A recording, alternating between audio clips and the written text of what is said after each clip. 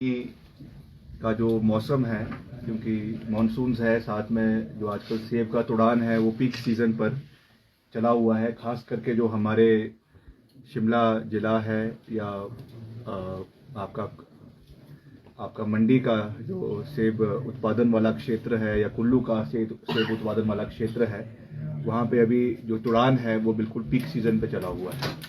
और मुझे लगता है कि पिछली साल की जो महामारी इस तरीके से सरकार की लापरवाही की वजह से, और ख़ास करके जो मंत्री हैं श्री महेंद्र सिंह ठाकुर जी, उनकी लापरवाही की वजह से जो पिछले साल प्रदेश के बागवानों को करोड़ों रुपए का नुकसान हुआ, मैं समझता हूं कि उन्होंने उससे कोई भी जो है लेसन अपने पिछली साल की नाकामी से सीखा नहीं है, और उसका सीधा खामियाजा हमको इस साल भी भुगतना पड़ रहा है।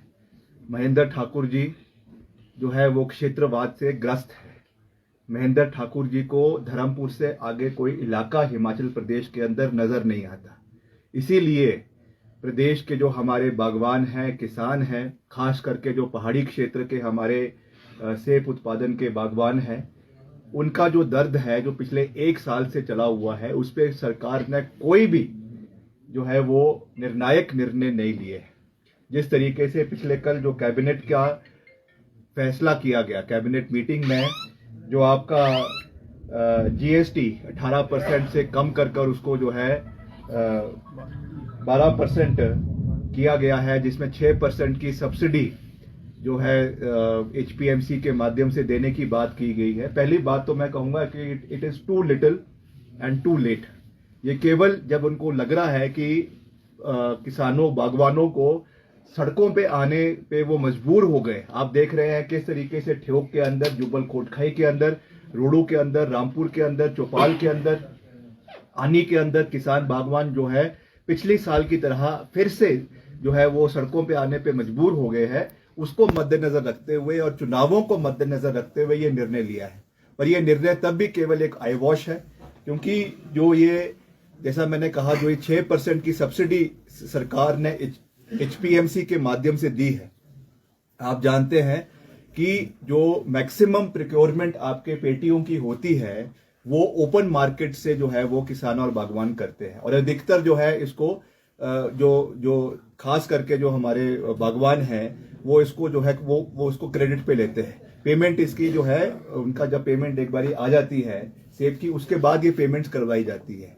तो मैं ये कह रहा हूं कि 90% ऑफ बागवान जो है वो इसको प्राइवेट जो आपके इसके सप्लायर्स हैं उनके माध्यम से लेते हैं। उस पर तो वैसे भी ये लागू नहीं होता, ये केवल एचपीएमसी का जो प्रिक्योरमेंट है उसके लिए ये लागू होता है। तो ये केवल एक आई वॉश है, केवल सुर्खियां बटोरने के लिए मात्र ये एक औपचारिकता सरकार ने निभाई है। अगर महेंद्र सिंह ठाकुर को इतना अगर लगाव प्रदेश के बागवानों और किसानों से होता तो आज से 2-3 महीने पहले उनको इसके ऊपर निर्णायक निर्णय लेने चाहिए थे। आपने देखा पिछले साल भी यही रोना किसानों बागवानों का था, चाहे वो पेटियों के लिए था, चाहे वो आपके सेपरेटर्स के लिए था, चाहे आपके ट्रे की कीमतों के लिए था, चाहे आपके खाद और जो आपकी कीटनाशक है। अभी आपने देखा पिछला जो बजट था प्रदेश सरकार का, उसमें जो इसमें सब्सिडी मिल रही थी वो भी सरकार ने जो है उसको बंद कर दिया है। और जो हॉर्टिकल्चर प्रोजेक्ट 1400 करोड़ रुपए का हिमाचल प्रदेश में राजा वीरभद्र सिंह जी की सरकार में वर्ल्ड बैंक से लाया गया था, श्रीमती विद्या स्टोक्स ने उसमें एक निर्णायक भूमिका निभाई थी। आज उसकी जो बंदरबांट करी जा रही है, आज उसमें एक भी नया सीए स्टोर हिमाचल प्रदेश में 4.5 साल में नहीं लगा है। तो वो पैसा गया कहाँ है?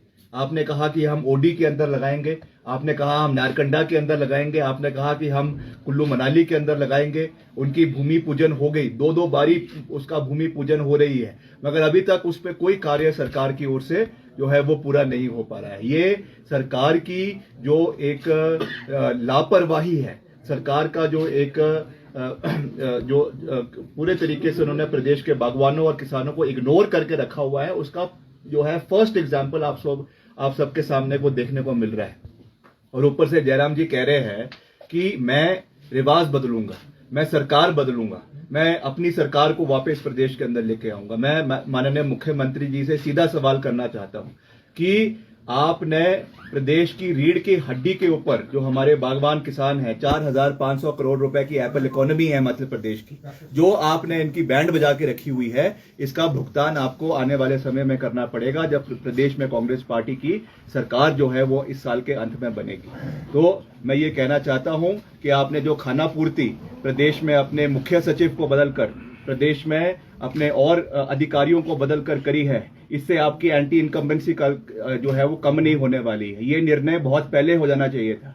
जिस तरीके के गंभीर आरोप प्राइम मिनिस्टर ऑफिस के माध्यम से जो है इनके ऊपर लगे हुए थे, इनको बहुत पहले सेवानिवृत्त जो है वो कर दिया जाना था। अब अगली बारी जो है वो प्रदेश के डीजीपी की है, जो बहुत जल्द उनको भी जो है आपको सेवानिवृत्त करना चाहिए और उसके बाद 3 महीने बाद आपको भी सेवानिवृत्त होना है, क्योंकि प्रदेश में कांग्रेस पार्टी की सरकार बन रही है, एक मजबूत सरकार बन रही है और तीनों आप चीफ सेक्रेटरी, डीजीपी और मुख्यमंत्री छुट्टियां मनाएं और प्रदेश में आपके लोगों को आप लोगों को प्रदेश के लोगों को आपकी आवश्यकता नहीं है। सर, अभी तक जो कांग्रेस है कॉन्फ्रेंस के माध्यम से मुद्दों को उठा रही है कि आने वाले समय में ग्राउंड लेवल पर उतर कर जी, अगले कल ही हमारा जिला शिमला में इसका जो है विरोध प्रदर्शन शुरू हो रहा है और हम जो है रोडू से इस जन आक्रोश रैली का हम जो है किसान के समर्थन में इस आक्रोश रैली को निकालने का प्रस्ताव है, अगले कल ही रोडू के अंदर रखा गया है। इसके बाद प्रस्तावित रूप से शिमला जिला के हर निर्वाचन क्षेत्र में इसे रखा जाएगा और वहां पे कांग्रेस पार्टी बागवानों के और किसानों के हित में हमेशा खड़ी रही है। जैसा मैंने कहा कि आज तक का सबसे बड़ा प्रोजेक्ट 1400 करोड़ रुपए का world bank funded project Congress party लेकर आई थी और उसकी जो इन्वेस्टिगेशन होगी, जब हमारी सरकार बनेगी, कहां पे वो पैसा लगा, किन अधिकारियों ने उसको गोल किया है, किन अधिकारियों इसमें उसके बंदर बांट में इन्वॉल्व है, एक एक पैसे का भुगतान होगा and whoever is guilty will be held accountable and according to law उनके ऊपर कार्रवाई करवाई जाएगी। ये प्रदेश के बागवान और किसानों के साथ जो खिलवाड़ इन लोगों ने किया है उसको हम कभी भी जो है वो बर्दाश्त नहीं करेंगे। पिछले कल कैबिनेट में एक फैसला और लिया है, जो तबादले जो हो रहे हैं उस पर रोक थी कल से, उसको किस तरह से देखते हैं उस डिसीजन को? 10 दिन की ये होना ना होना एक ही बात है। इनकी सरकार में तबादले पे बैन हो या ना हो वो कभी उसका कोई मायना नहीं है, क्योंकि मुख्यमंत्री कार्यालय का प्रशासन के ऊपर कोई पकड़ ही नहीं है। मुख्यमंत्री कार्यालय लेफ्ट चल रहा है, चीफ सेक्रेटरी का ऑफिस राइट चल रहा है, डीजीपी का ऑफिस ऊपर चल रहा है और नाबा का ऑफिस जो है वो उन्होंने रिवर्स गियर पकड़ा हुआ है। तो ये सरकार की जो है वो एक्सीडेंट होना तय है। ये सरकार दो तीन महीने की मेहमान है। मैं तो मुख्यमंत्री जी को, सरकार को ये कहूंगा कि आपका जो ड्रीम प्रोजेक्ट है कम से कम उसकी फाउंडेशन स्टोन रख लें, क्योंकि बनाना तो वो कांग्रेस पार्टी नहीं है और हम उसको बनाकर रहेंगे जब हमारी सरकार। एक आखिरी सवाल, जो मुख्य सचिव है दोबारा से चेंज यहाँ पर किया है और इस सरकार में लगभग 7वें जो जो मुख्य सचिव है, इसको भी किस तरह से देखते हैं? अभी 4 महीने रह चुके हैं। देखिए, ये अपनी इनकॉम्पिटेंसी मुख्यमंत्री जी ये चीफ सेक्रेटरी के सिर के ऊपर फोड़ने की कोशिश कर रहे हैं। इनको लग रहा है कि चीफ सेक्रेटरी को बदलेंगे तो हमारी सारी इनकॉम्पिटेंसी को जो है हम उसको छिपा लेंगे, पर ऐसा होने वाला नहीं है। प्रदेश की जनता भली भांति जानती है कि आपकी कार्यालय की चाबी आपके हाथ में ही नहीं है, वो या तो नाबा के हाथ में है, या वो नागपुर से चलती है, या दिल्ली से चलती है, या जयपुर से चलती है। इसलिए इस तरीके के आप चाहे 10 सेक्रेटरी बदले, चाहे 10 चीफ सेक्रेटरी बदलिए, उससे आपकी नाकामी छिपने वाली नहीं है। The people of Himachal Pradesh have realised कि this is the incompetent government. और जिस तरीके से आपने शब्दों को हमारे मुंह पे आप लगाम लगाने की कोशिश कर रहे हैं कि ये इनकॉम्पिटेंस शब्द आपने अनपार्लियामेंट्री डिक्लेयर कर दिया है, ऐसे ना जाने कितने शब्द आपने अनपार्लियामेंट्री जो है वो डिक्लेयर कर दी है। ये आप विपक्ष के ऊपर और फ्रीडम ऑफ स्पीच के एक्सप्रेशन के ऊपर जो आप लगाम लगाने की कोशिश कर रहे हैं, ये देश के हित में नहीं है। लोकतंत्र और स्वस्थ लोकतंत्र के हित में ये चीज नहीं है।